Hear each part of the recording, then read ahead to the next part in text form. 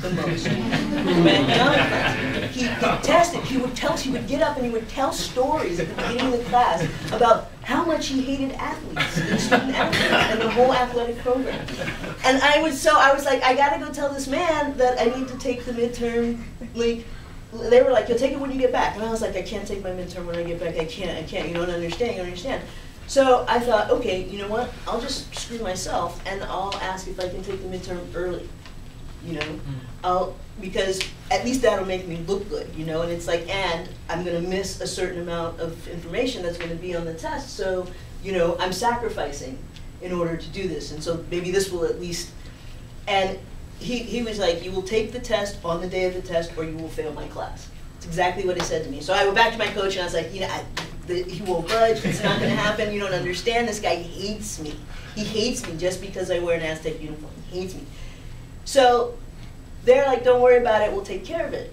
So the next class meeting, I go into class and, you know, he does his thing, I'm at class, I take notes, I'm getting ready to leave at the end of class, and he asked me to walk with him to his office. He doesn't say a single word to me as we walk to his office. We get to his office, I sit down, he writes down on a piece of paper the date that I'm going to take my midterm, which is a week before the actual midterm. And he slides it across the desk, and he goes, I hate the athletic department. This is when you will take your midterm. And I was like, thank you. And I left, and my time in that class was miserable because the athletic director basically told this man that he was going to let me take my midterm early, and that was it. There was no discussion, there was no, and all of a sudden I began to realize how quickly I had gone into this era of the San Diego State women's basketball team paid for all of the other women's sports programs on campus.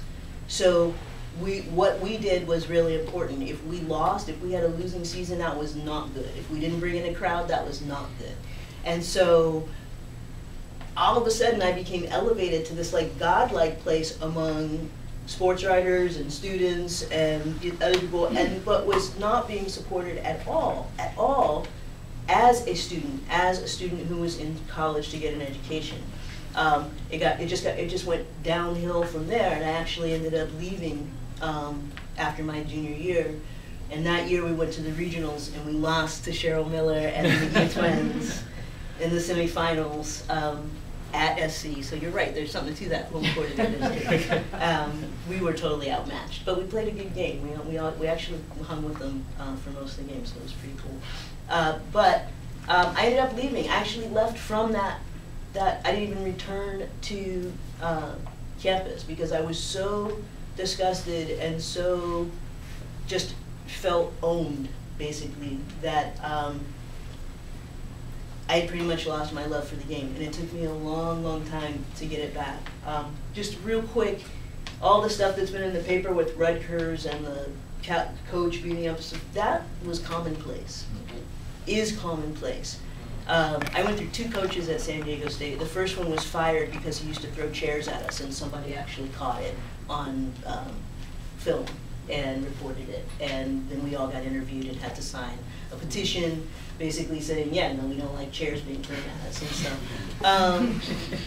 You know, it was really bad. My friends who played at UCLA, Billy Moore had this reputation that she would not sign black athletes.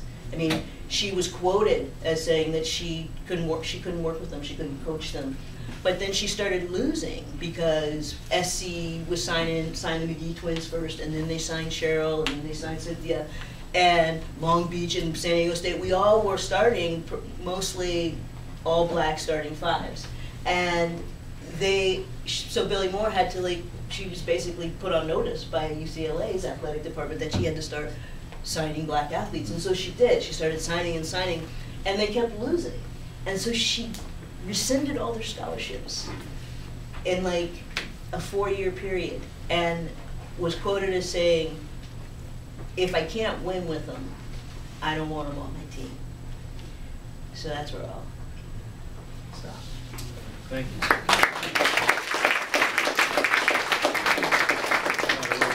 Quality of storytelling you just heard, that's in Sister Blackman's novel. So, yeah, I mean, it's really